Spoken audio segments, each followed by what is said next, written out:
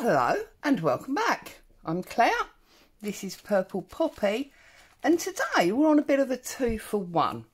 I have decided, late as usual, that I'm going to start the 100-day project.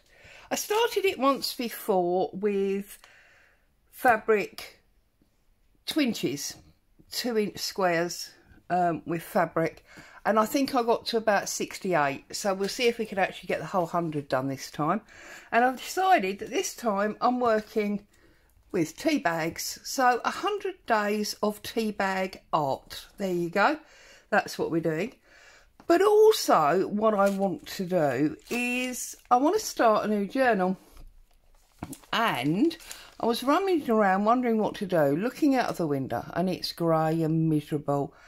And I thought, do you know what? I need some spring in my life. That's what I need. Some daffodils and tulips and all things springtime. And I remembered that in my January swap from the lovely Jeanette, this is the Treasured Page swap, she sent me the folder that the swap was. And this is obviously my swap journal in the process. She actually sent me a bag of goodies, and I remembered that they were all spring themed. Let's tip all that out. There's all yellow and blue and white and lovely yellow and green buttons, and some book music page, another little yellow button there. This is the awesome paper that it was all wrapped in, so we might be able to use some of that as well because we've got the squirrels. And I am going to start my journal with this base. Now obviously I am going to need to add coffee dyed papers, etc, etc, but also it might be nice to try and do some yellow and green and this sort of forget-me-not colour. See if we can't dye some papers that colour for this journal. So there you go. And I have decided that what I want to do is I want my journal to have a fabric cover. Now that's not overly going to work with what I've got here, so I had to think about it, and I remembered doing napkin fabric, or, you know, whatever you want to call it. So if we move all this to one side for a moment, because I wanted to show you all of that, we move all that over there. I'm going to jump out of my chair and I'm going to find one of my trusty recycled bin bags that I always use when I'm making a mess.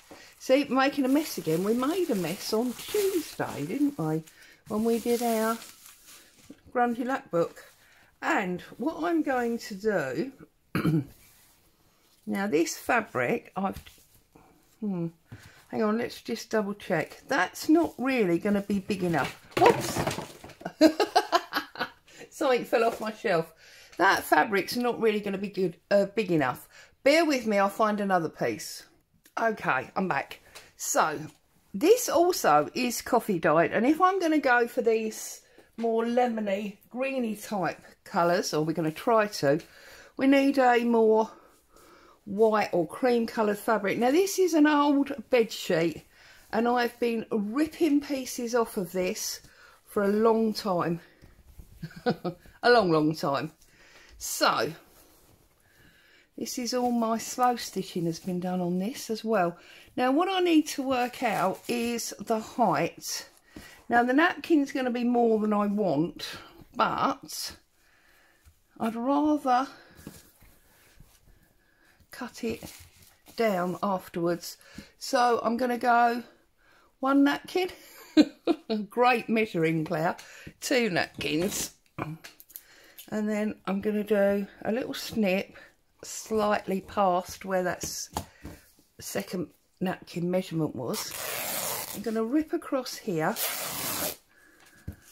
Now this is going to do 2 things. One, obviously it's breaking on a straight line, but more importantly really is it's going to give me this lovely jagged edge.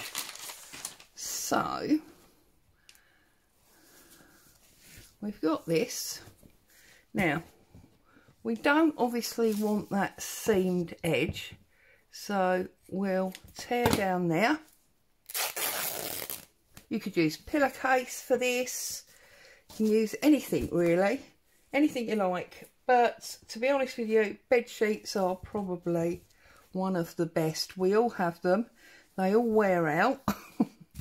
And I need a piece of A4 paper. So that's how high that I want it, isn't it? And that's how long that I want it, because obviously this is the cover. I'm then going to give myself some for the spine, so about 1 inch past for my spine. Okay.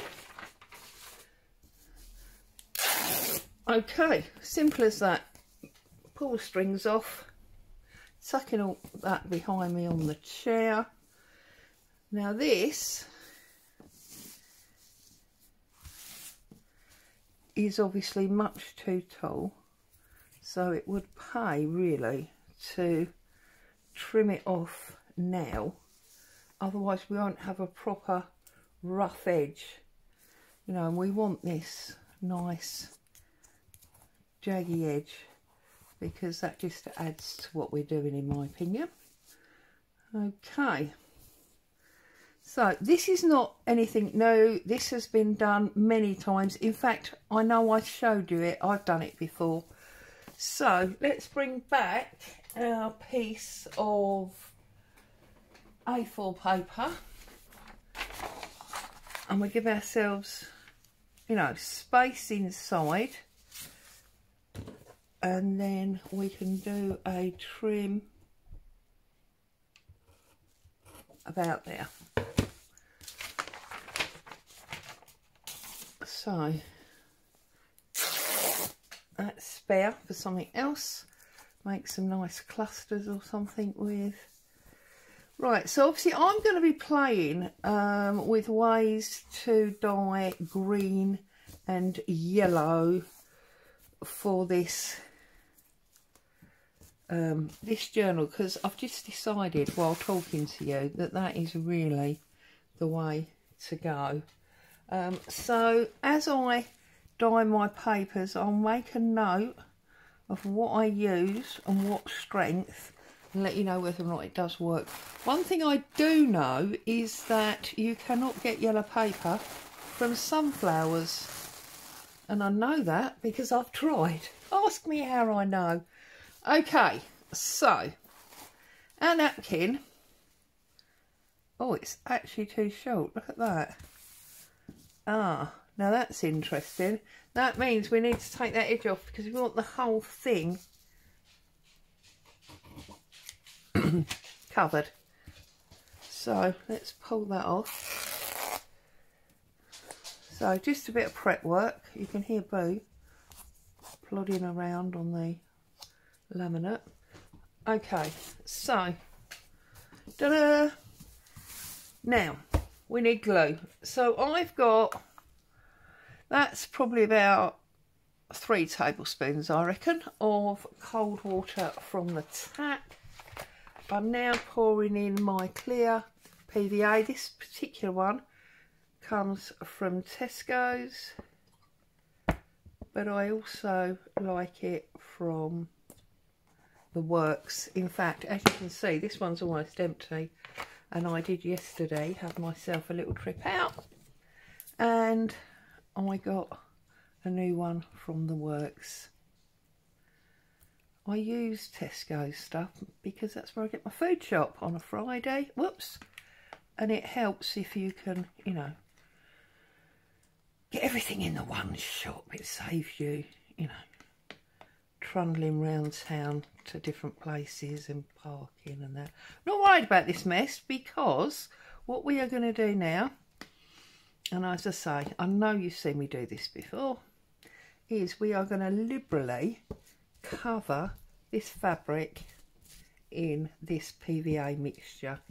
Okay, you won't obviously see it, because the PVA is clear, and B, because the fabric is soaking a certain amount of it up. Now you do need plenty of glue.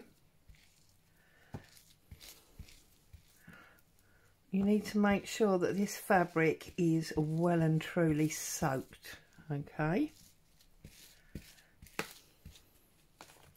So just go along, make sure it's nice and wet, and that's why you need it really on something like this plastic bag, because you need to be able to move it off your desk, because it is going to take time to dry.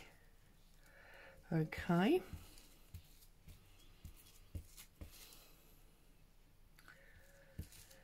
Excuse me. So, I trust everybody's happy, safe and well. Okay, this is now, make sure that you get all your edges, okay? It will peel off this plastic bag. Trust me, I've done it many times. And then we can just trim off those edges. That is absolutely fine. I'm going to move my glue. Now, I'm going to lay down this napkin, and I need to make sure that I don't get too many wrinkles. So, I mean, I'm not bothered if I get one or two, and then just pick it up, smooth it out and dab it down. Now, as you can see, that's obviously not very straight, but when did you ever know me to do anything straight? And obviously I'm covered in glue. Now you need to be careful, because obviously the napkin is delicate anyway, and we don't want to go ripping it. So just spreading out from the middle. I have found the more glue you use, the less likely the napkin is to rip. It's when you start using a semi-dry brush, that's when the napkin tends to rip. And we can see there the edge of the fabric. You can see the difference in colour. So obviously we don't need to go any further up than that. Just want to get it on the fabric. Got a little crease there. Whoops, and you see there, I've broken the napkin. That's because my brush was dry. Don't let your brush get dry, and then it won't happen. Okay, plenty of glue. And then we're on this last area now at the top. Now, I can't show you any more of that because that needs to dry. Okay, once that's dry, I'll show you how it looks and feels. But I'm just going to move it out of the way. I'm going to pop it on the floor next to me for the time being. Boo's upstairs, so I should be safe. And because we've got this lovely pattern from Jeanette, this pattern paper, thank you Jeanette, I'm going to do another one. Now, because this one is brown and it looks like, yes, the right height for this one, I'm going to do another one. So we know that we need 5, 2, 3, 4, 5, 6, 7, 8, 9, 10, 11. We want to trim it there. So I'll just do another one while I've got the glue and everything here. Okay. Now, I don't have another bag, do I? That's going to make life a bit tricky, isn't it? Okay, so what we'll do is we'll cheat and we'll do it on this fold. No, we won't, because that's... Okay, we won't do another one. I will do that off camera. But I'm going to do one with this paper. But what we need to talk about while you're here, going to put it in the middle like that, and I'm just going to snip up there. So we'll have a pattern paper one as well, like that. So that one I'll do in a minute, and that'll be lovely. I'll do that in a minute when you've gone off for a cup of tea. But we're also talking about the tea bag, aren't we? We need to do something with our tea bag. So let's get a glue book down. Now, the obvious thing for me is to put a photograph or a flower or something in there. Now, I don't believe that I have got any paper flowers cut to hand. I've got some mushrooms, but I don't feel that mushrooms are particularly spring-like. But I have got the remainder of this packet of flowers that was the Secret Santa from the same swap group. So it seems to me that it would be obvious to use something from the same swap group. So I'm going to put that inside there, but first of all I'm going to give it a little bit of age. So this is, I'm going to use it in that journal, but this is day 1, 100 days of tea bag art. So I'm just going to grunge it up a little bit, like so.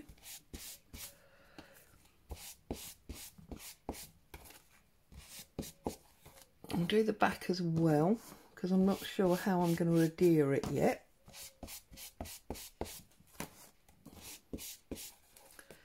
And then I'm going to put a little bit of book page inside. Let's put a little bit of age onto these petals, just because I can, and it just sort of brings them a little bit more to life. These are beautiful paper. I know on the packet they came from Hobbycraft, and I don't go to Hobbycraft very often, so that would explain why I've not seen them. But I do think they're enormously pretty, and next time I'm in Hobbycraft, if I see some, I'll definitely be buying them, because I have really enjoyed them. I thought they were wonderful. So again, thank you to my Secret Santa, because they have been much enjoyed. Right, so then I just want to obviously make sure that this bit of book page is going to fit inside this tea bag. I think it's marginally too big.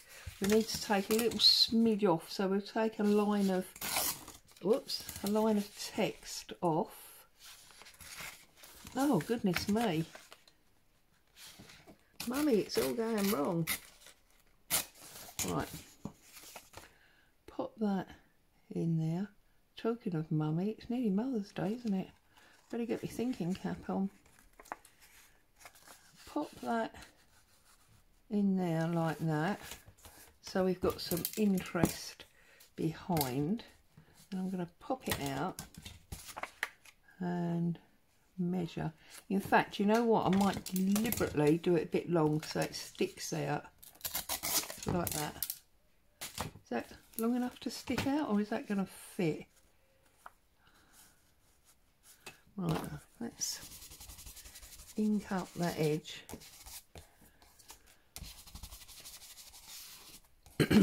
Let's pop it back in there like so. Yep, no, it is going to stick out. Perfect. So then what I need to do is I want to pop my flower. Now does my flower go inside or does it go on top? There. Do you know what? I think if we put it inside and sticking out. So I want to rough up those few leaves a little bit more. And because this is a really, really strong paper, I'm going to use my Yoo-hoo for this. Big bit in the middle, come out onto these petals. Which are the dark ones? These ones. Do that. Okay. And then I'm going to pop this. Sticky fingers. Back in there. So open it up. It's a little bit fiddly, but it is well worth it. Pop that in there. Organise that so it's all exactly how you want it, and then press it down firmly inside our tea bag. So there we go. There is day 1, 100 days of tea bags. But because it's a flower and it should be removable unless any of that glue has squidged out. I think glue's squidged out, maybe. Yeah, on that one there. So it's not actually removable because I've been overzealous with my glue. But then, to be honest, that might be a good thing. Obviously won't bring the wet one up, but that's what we did today. We did tissue or napkin fabric with the stuff from the lovely Jeanette in that swap, and we're going to go on and we're going to build a journal with that. So thank you, Jeanette. I hope you like the process and what I'm doing with it. I'd like to say a big thank you to all of you for joining me, both hopefully for the full 100 days and for the journal. Stay safe. I'll be back with you very soon. Bye bye for now.